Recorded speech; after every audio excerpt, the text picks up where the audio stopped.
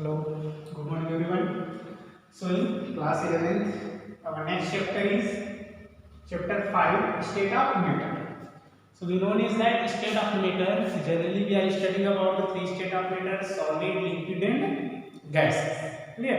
So in this chapter we will discuss about the liquid and gaseous state. Clear?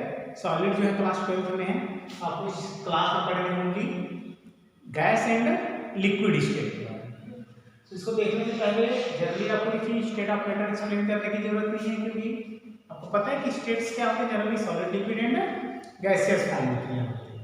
अब उनके देखिए वो dependent करते हैं किसके ऊपर, that dependent on the temperature and pressure के ऊपर। यदि हम उसको इंटरचेंज करें तो हम एक स्टेट को दूसरे स्टेट में क्या कर सकते हैं, इंटरकन्वर्टिबल कर सकते हैं।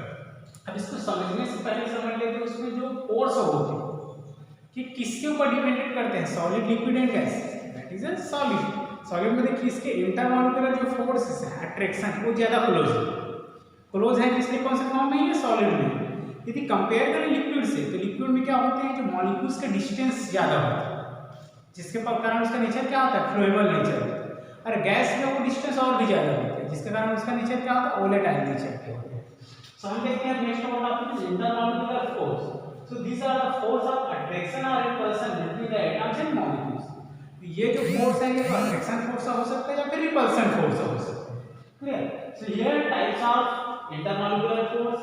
First dispersion force, that also called London force. Second dipole force. Third dipole induced dipole force. And fourth is a hydrogen bond. Hydrogen bond we did study about the chapter 4. Chapter 4 में हमने इसके बारे में पढ़ लिया था, तो अभी हम स्टडी करेंगे these three types of forces.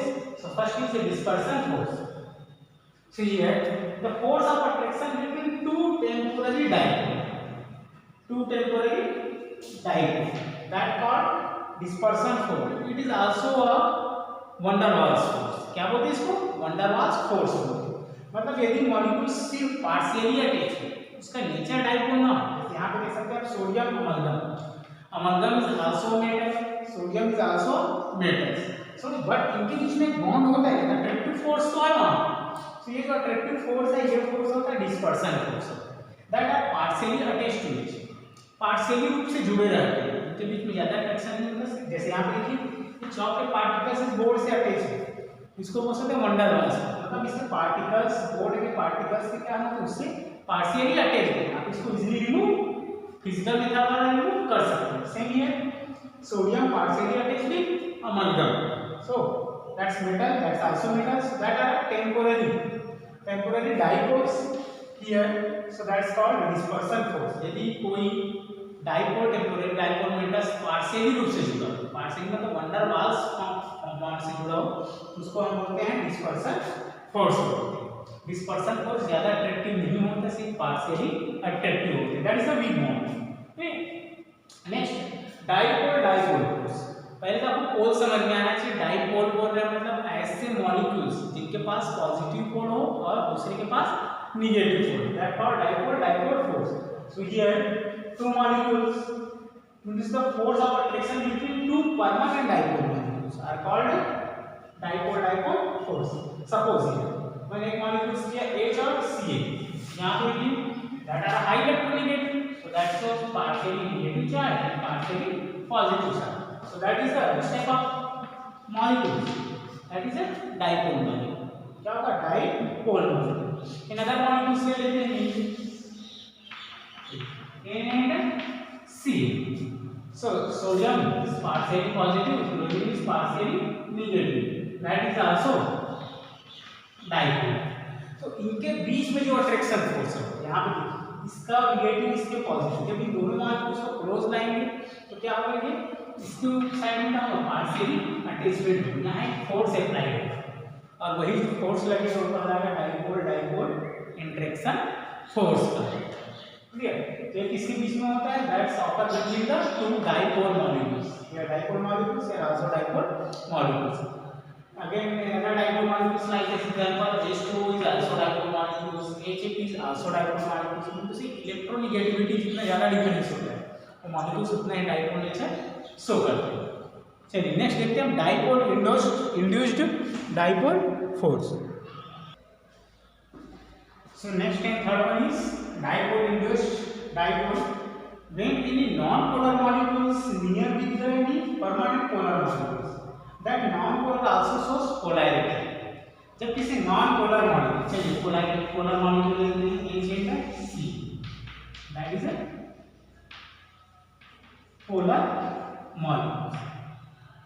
Another non-polar molecules like is C6H6, that is non-polar molecules. So जब किसी non-polar molecules polar molecules से कांटेक्ट में रखते हैं, उसके नियर रखते हैं, तो ये जो है इसको इंड्यूस्ड करते हैं. जनरली आप लोग देखोगे मैग्नेट में जब किसी आयरन को अटैच कराते हैं तो आयरन में उसका नेचर आने लगता है, मैग्नेटिक नेचर. सेम ही है जब किसी परमानेंट पोलर मॉलिक्यूल्स को नॉन पोलर मॉलिक्यूल्स के कांटेक्ट में रखते हैं, ये तो है partially positive partially negative nature. So ये भी क्या होने लगता है, partially positive and partially negative nature show करता है. पार्शियली पॉजिटिव पार्शियली नेगेटिव से नॉन पोलर जब पोलर के कांटेक्ट में आता है तो थोड़ा सा पार्शियली पोलैरिटी शो करने लगता है. मतलब वो भी अपने नेचर में पोलैरिटी ले आता है, positive and negative. So this type of force is called dipole induced dipole. Induced dipole मतलब होता है इफेक्टेड होना, मतलब इसके इफेक्ट से ये भी क्या होगा, पोलर नेचर शो करेगा. तो इस तरह के जो फोर्स होते हैं that is called dipole induced dipole force होते हैं. सो फर्स्ट वाले देखेंगे हमने जो नॉन पोलर के बीच में होते हैं जनरली, क्या बोल सकते हैं इसको, टेम्पोररी पोलर के बीच में. सेकंड वाला जो है पोलर एंड पोलर मॉलिक्यूल्स के बीच में. थर्ड जो है पोलर एंड नॉन पोलर. तो नॉन पोलर में कैसा नेचर शो करने लगता है, पोलर नेचर शो करने लगता है due to the effect of this polarity. Clear. So these are the types of repulsion force. ये क्या है, रिपल्सन एंड अट्रैक्टिव फोर्सेस थे. अब देखते हैं आगे.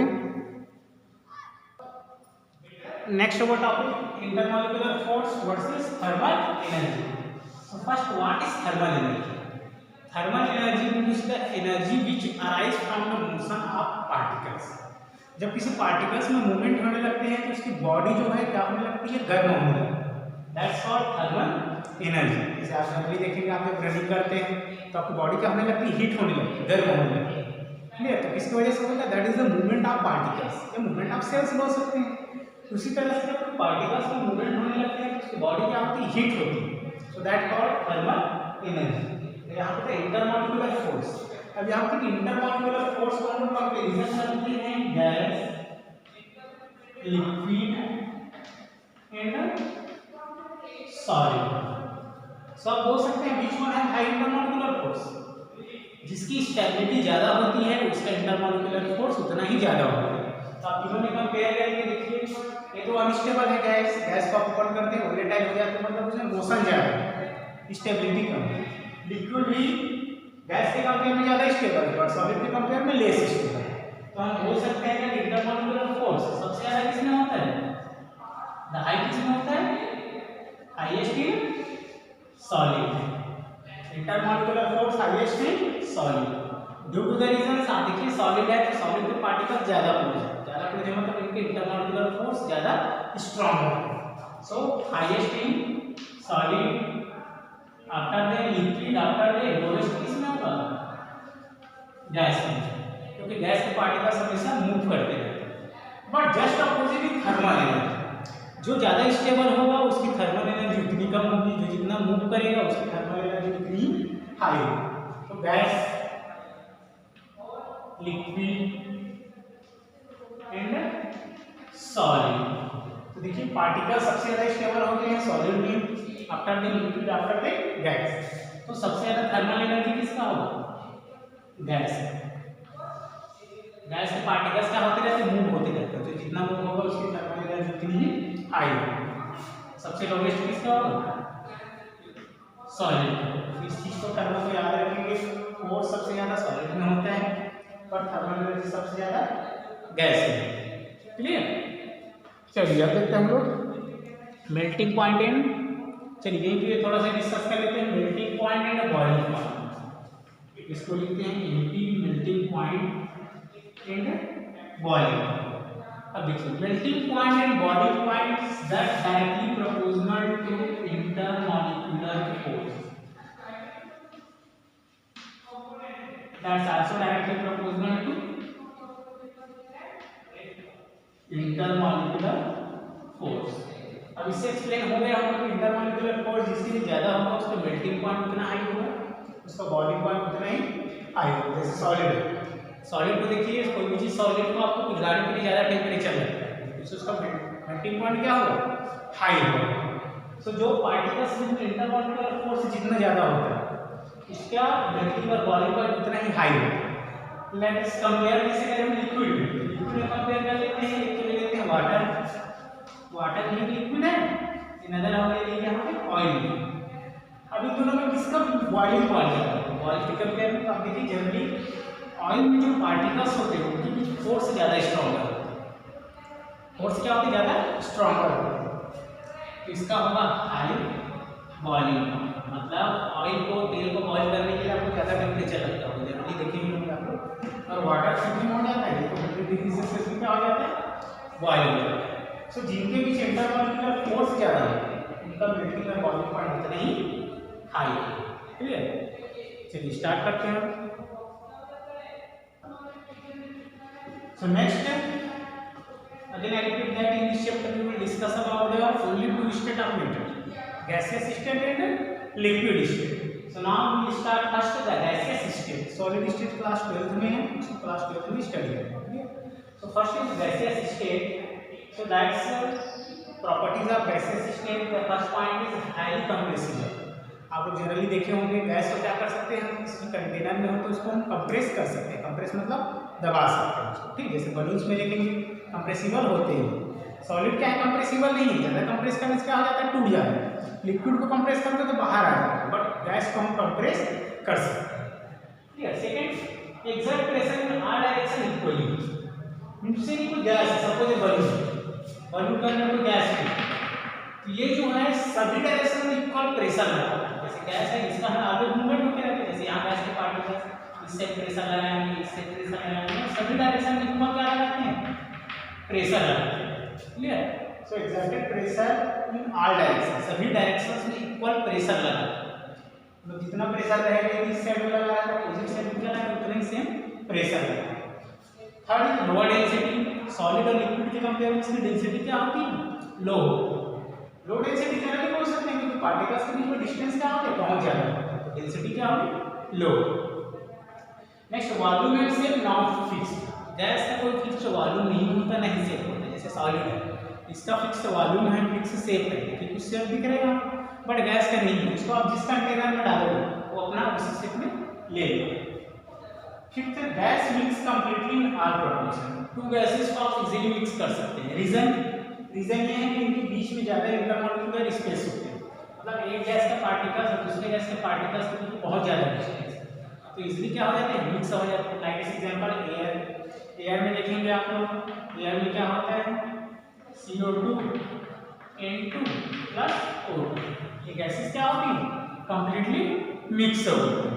सो जैसे आप लोग कार्बन डाइऑक्साइड में किसी चीज को बर्निंग कराते हैं, देखना ऊपर जाके क्या हो जाता है, वो एटमॉस्फेयर में मिक्स हो जाता है। So gases are easily mix with each other. Here some example of gases in your periodic table. Periodic table में कुछ गैसेस हैं, ये सबको डायटोनिक फॉर्म में लिखा गया क्योंकि अपने एटमॉस्फेयर में किस फॉर्म में प्रेजेंट होते हैं, डायटोनिक। कभी भी आपको H2 सिंगल H फॉर्म में नहीं दिखेगा, आयंस के फॉर्म में लिख सकते हैं पर सिंगल H नहीं दिखेगा। So H2 N2 O2 F2 Cl2 that are the gases.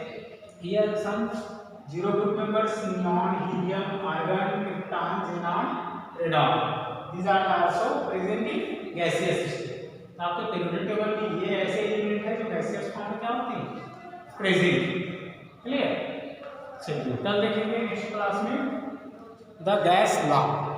Gas से रिलेटेड जो लॉ दिए हैं उसको फिर कल स्टडी करेंगे।